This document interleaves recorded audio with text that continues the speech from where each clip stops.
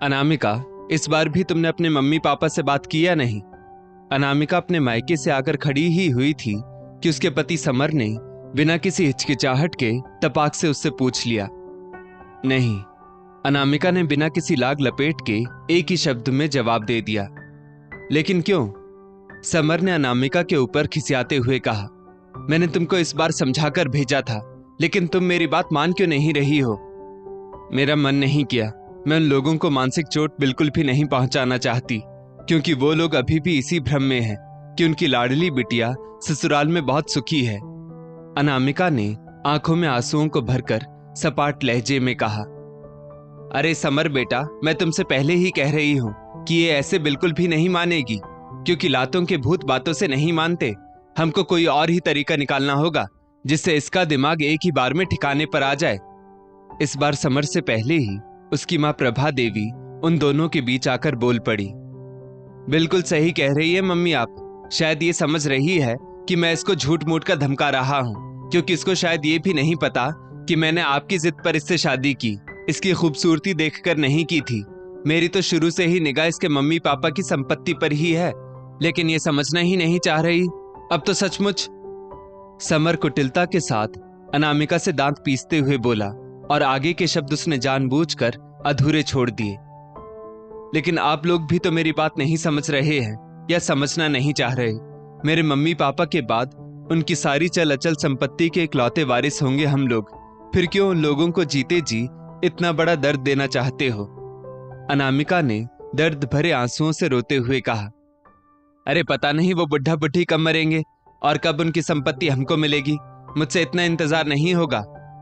Summer बदतमीजी की सारी सीमाएं पार करते हुए बोल पड़ा।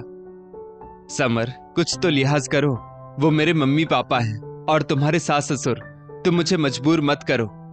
अनामिका समर के इतने गंदे शब्द सुनकर एकदम से तड़प उठी। दरअसल अनामिका अपने मम्मी पापा कविता जी और सागर जी की इकलौती और बहुत ही लाडली संतान थी। ईश्वर की बड़ी मन्नतों के बाद अनामिका का जन्म हुआ था। ईश्वर की कृपा से अनामिका के पापा का दरी का काफी अच्छा व्यवसाय था। धन संपत्ति की कोई भी कमी नहीं। इसीलिए वो चाहते थे कि वो अनामिका की शादी अपने ही शहर में करें, जिससे वक्त जरूरत पर अनामिका उनके पास आ जा सके। इसीलिए बहुत सोच समझकर उन्होंने समर के साथ ये रिश्ता तय कर दिया। समर के परिवार में वो और उसकी माँ थे। कविता जी और सागर जी ने सोचा, छोटा सा परिवार है, हमारी बेटी को किसी भी प्रकार की कोई भी दिक्कत नहीं होगी। लेकिन हर बार अपना सोचा हुआ कहां होता है। शादी के तुरंत बाद से ही समर और उसकी मां प्रभा देवी अनामिका पर अपने पापा की सारी संपत्ति अपने नाम करवाने के लिए दबाव बनाने लगे। लेकिन अनामिका सब कुछ अपने ऊपर झेल कर मम्मी पापा से कुछ भी नहीं कहती। इस बार भी जब अनामिका अपने मायके गई तो समर ने उसे बार बार घुट्टी पिलाकर भेजा था कि इस बार पापा मम्मी से सारी धन संपत्ति मेरे नाम करने की बात कर लेना। लेकिन अनामिका ऐसा नहीं कर सकी और वो करना भी नहीं चाहती थी, क्योंकि वो अपने मम्मी पापा को किसी के भी आगे लाचार नहीं देख सकती थी। इतने दिनों तक समर के साथ रहकर उसने जान लिया था कि वो पैसों का बहुत ही ज्यादा भूखा है और इसके लिए वो कुछ भी कर सकता है। बस इसीलिए समर और उसकी माँ अनामिका को उल्टा सीधा सुनाने में कोई भी कसर बाकी नहीं रख रहे थे। खैर, उस समय तो बात थोड़ी देर के लिए आई गई हो गई, लेकिन रात को खाने के समय फिर इस चर्चा ने जोर पकड़ लिया। अनामिका, 2-3 दिन बाद फिर से तुम अपने मायके जाओगी और इस बार कोई भी गलती नहीं होनी चाहिए, वरना ये सोच लेना कि मुझसे बुरा कोई भी नहीं होगा। समर ने इस बार अनामिका को धमकाते हुए कहा। वही तो समर बेटा, मैं कह रही हूं कि घी अब सीधी उंगली से नहीं निकलेगा। अब तुमको अपनी उंगली टेढ़ी करनी ही पड़ेगी। प्रभा देवी ने आग में घी डालने का काम करते हुए कहा। हाँ माँ, वही मैं भी सोच रहा हूँ। अब तो मैं कोई ठोस कदम ही उठाऊंगा, तभी मैडम जी की अकल ठिकाने पर आएगी। समर ने अनामिका की तरफ देखकर चिढ़ते हुए कहा। आखिर क्या कहना चाहते हो तुम? अनामिका भी चिढ़कर बोली। कोई अनपढ़ गंवार तो थी नहीं, वो पढ़ी लिखी स्मार्ट लड़की थी, लेकिन चुप थी तो वो अपने मम्मी पापा की खुशियों के बारे में सोचकर, क्योंकि उन लोगों को जैसे ही सच्चाई का पता चलता उन लोगों का तो दिल ही टूट जाता, अपनी इकलौती और लाडली बेटी का दुख सुनकर। बस इसीलिए वो खामोश थी। अभी बताता हूँ क्या कहना चाहता हूँ। या तो तुम अपने मम्मी पापा की संपत्ति मेरे नाम करवाओ, वरना मैं तुमको कल के कल तलाक दे दूंगा, फिर कहीं की भी नहीं रहोगी तुम। समर काफी क्रोधित हो चुका था। ठीक है, इतना कहकर अनामिका वहां से चुपचाप उठी और बाहर दरवाजे की ओर जाने लगी। कहां जा रही हो इस वक्त तुम? समर ने अनामिका को बाहर जाते हुए देखकर पूछ लिया। मैं मम्मी पापा के पास जा रही हूँ बात करने के लिए, अभी ज्यादा समय नहीं हुआ है। अनामिका ने आंखों में आंसुओं को भरकर कहा। इतनी जल्दी होश ठिकाने आ गए तुम्हारे तलाक का नाम सुनकर? जाओ और इस बार खाली हाथ लौट कर मत आना। समर ने कुटिल मुस्कान के साथ कहा, क्योंकि अब उसको अपनी चाल कामयाब होती जो नजर आ रही थी। हाँ समर, सही कह रहे हो तुम। अब मेरे होश सचमुच ठिकाने पर आ गए हैं। अब तक मैं बेकार में ही चुप थी। इस बार अनामिका के चेहरे पर दुख कम और आत्मविश्वास ज्यादा नजर आ रहा था। बिल्कुल सही जा रही हो। समर ये भी ना सोच सका कि इतनी रात को वो अनामिका को उसके मायके जाने देकर गलती कर रहा है।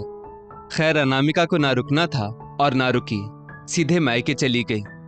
अचानक इस समय अनामिका को इस तरह दरवाजे पर देखकर कविता जी और सागर जी दोनों ही चौंक पड़े, क्योंकि अभी दोपहर को ही तो बेटी ससुराल की दहलीज पर गई थी, लेकिन बेटी की लाल सूजी हुई आंखें कुछ और ही बयां कर रही थी।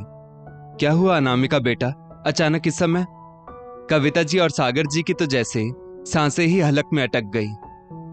अनामिका अपनी मां के गले लगते ही बड़ी जोर से फपक उठी। क्या हुआ मेरा बच्चा? बेटी का दुख देखकर कविता जी भी रो पड़ी। उस समय अनामिका ने रो रो कर अपने पति और सास की सारी कारस्तानियों के बारे में बताया, और ये भी बताया कि अगर सागर जी और कविता जी अपनी संपत्ति उसके नाम नहीं करेंगे तो वो अनामिका को तलाक दे देगा। सागर जी और कविता जी तो ये सब सुनकर जैसे आसमान से गिर पड़े। हे भगवान, हम लोग तो समझ रहे थे कि हमारी बेटी ससुराल में बहुत खुश है, यहाँ तो कुछ और ही चल रहा है। मेरी बच्ची, तुमने पहले ही हम लोगों को ये सब कुछ क्यों नहीं बताया? इतने दिनों तक अकेले ही सारा दर्द सहती रही। कविता जी के भी आंसू बंद होने का नाम नहीं ले रहे थे। पापा और मम्मी, मुझको उस नर्क में बिल्कुल भी नहीं रहना है। अनामिका अभी भी अपनी माँ के कलेजे से चिपकी हुई रो रही थी। बहुत हो गया मेरा बच्चा, अब बिल्कुल भी नहीं भेजूंगी मैं अपनी बेटी को उस नर्क में, बल्कि अब हम लोग जवाब देंगे। कविता जी भी रोते हुए अपनी बेटी को कलेजे से चिपकाकर कंधे पर थपकियां दे रही थी। खैर, वो रात सबने ही जाकर काटी और दूसरे दिन सुबह 10 बजे अनामिका अपने मम्मी पापा और वकील के साथ समर के दरवाजे पर खड़ी हुई थी। अरे अनामिका, मम्मी पापा को क्यों परेशान किया? तुम एक फोन कर देती, मैं खुद आ जाता। समर मन ही मन बहुत ही ज्यादा खुश होता हुआ शब्दों में चाशनी सी मिठास घोलते हुए बोला, क्योंकि वो अब तक सच्चाई से अनजान था। मिस्टर समर, ये रहे आपके और अनामिका जी के तलाक के कागज, और अनामिका अभी के अभी अपनी शादी में मिला सारा सामान वापस ले जाएगी। वकील ने आगे बढ़कर समर के हाथ में एक कागज पकड़ाते हुए कहा। क्या? लेकिन ये कैसे हो सकता है? मेरा और अनामिका का तलाक? अब तो समर और प्रभा देवी दोनों ही चौंक पड़े, क्योंकि ये तो बाजी ही उल्टी पड़ गई थी। क्यों समर, तुम्ही ने तो अनामिका को चैलेंज दिया था तलाक का। तलाक क्या सिर्फ लड़के को ही देने का अधिकार है, लड़कियों को नहीं क्या? अब हमारी बेटी तुमको तलाक देगी। सागर जी और कविता जी ने समर की तरफ देखकर व्यंग के साथ कहा। लेकिन वो तो सिर्फ धमकी थी, मैं तलाक देता थोड़े ही ना। अब तो समर घबरा उठा, क्योंकि उसे बहुत कुछ हाथ से जाता हुआ दिख रहा था। कोई बात नहीं, धमकी को असली जामा पहना दिया हमारी बेटी ने। सागर जी और कविता जी दोनों ही आर या पार के मूड में थे। और मिस्टर समर, बहुत जल्द ही मिलेंगे हम लोग कोर्ट में, क्योंकि वो जमाना बीत गया जब लड़का और लड़के वाले ज्यादतियां करते थे और लड़की वाले ज्यादतियां सहते थे। अनामिका आज बिल्कुल बदले हुए मूड में नजर आ रही थी। आज प्रभा देवी से भी कुछ बोलते नहीं बन रहा था, और थोड़ी ही देर में अनामिका अपने मम्मी पापा के साथ शादी में मिला हुआ हर सामान गाड़ी में भरवाकर वापस चली गई। इधर समर और प्रभा देवी ने अपना माथा पीट लिया, क्योंकि उन्होंने सोने का अंडा देने वाली मुर्गी को हलाल जो कर दिया था। दोस्तों, इस स्टोरी को लेकर आपकी क्या राय है? नीचे कमेंट करके जरूर बताइएगा, और ऐसी ही और भी बेहतरीन वीडियोस के लिए हमारा पेज जरूर फॉलो करें। धन्यवाद।